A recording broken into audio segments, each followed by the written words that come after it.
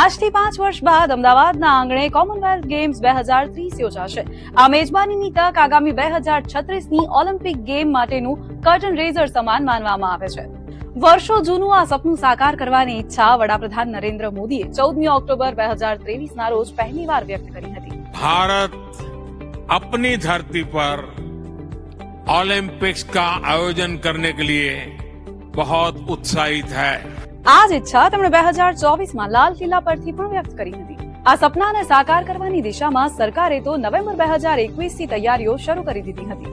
Ahmedabad urban development ઓથોરિટીએ consultant firm દ્વારા અમદાવાદ અને ગાંધીનગરમાં ઓલિમ્પિક આયોજન માટે 22 સ્થળોની ઓળખ કરી.